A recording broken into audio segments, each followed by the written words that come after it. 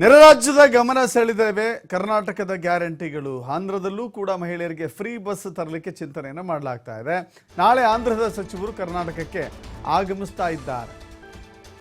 ನಮ್ಮ ಕರ್ನಾಟಕದ ಮಾಡೆಲ್ ಇಡೀ ದೇಶದಲ್ಲೂ ಕೂಡ ಹೇಗೆ ತನ್ನ ಛಾಪನ್ನ ಪ್ರಭಾವವನ್ನು ಹೊಂದಿದೆ ಅನ್ನೋದಕ್ಕೆ ಇದು ಸಾಕ್ಷಿಯಾಗಿದೆ.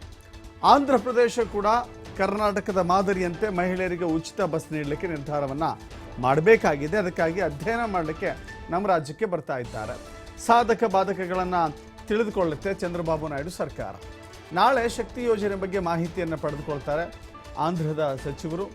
ನಾಳೆ ಸಿಎಂ ಭೇಟಿ ಮಾಡ್ತಾರೆ ಆಂಧ್ರದ ಸಚಿವರು. ಅದರ ಮೂಲಕ ಶಕ್ತಿ ಯೋಜನೆ ಎಷ್ಟೊಂದು ಪಾಪ್ಯುಲಾರಿಟಿಯನ್ನು ಗಳಿಸಿದೆ ಅನ್ನೋದನ್ನು ಇಲ್ಲಿ ನಾವು ಗಮನಿಸಬೇಕಾಗುತ್ತೆ.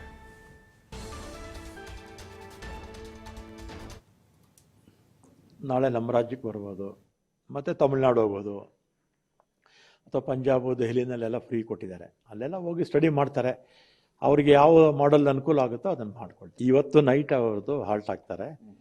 ನಾಳೆ ನಮ್ಮ ಒಂದೆರಡು ಮೂರು ಡಿಪೋಸು ಆಫೀಸಸ್ ಎಲ್ಲ ನೋಡ್ತಾರೆ. 11:30 ಮೀಟಿಂಗ್ ಇದೆ.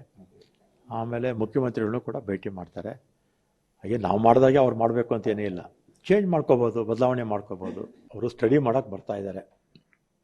ನಾಳೆ ನಮ್ಮ ರಾಜ್ಯಕ್ಕೆ ಬರ್ಬೋದು, ಮತ್ತು ತಮಿಳ್ನಾಡು ಹೋಗ್ಬೋದು, ಅಥವಾ ಪಂಜಾಬು ದೆಹಲಿನಲ್ಲೆಲ್ಲ ಫ್ರೀ ಕೊಟ್ಟಿದ್ದಾರೆ. ಅಲ್ಲೆಲ್ಲ ಹೋಗಿ ಸ್ಟಡಿ ಮಾಡ್ತಾರೆ. ಅವರಿಗೆ ಯಾವ ಮಾಡೆಲ್ ಅನುಕೂಲ ಆಗುತ್ತೋ ಅದನ್ನು ಮಾಡ್ಕೊಳ್ತೀವಿ. ಇವತ್ತು ನೈಟ್ ಅವ್ರದ್ದು ಹಾಲ್ಟ್ ಆಗ್ತಾರೆ. ನಾಳೆ ನಮ್ಮ ಒಂದೆರಡು ಮೂರು ಡಿಪೋಸು ಆಫೀಸಸ್ ಎಲ್ಲ ನೋಡ್ತಾರೆ.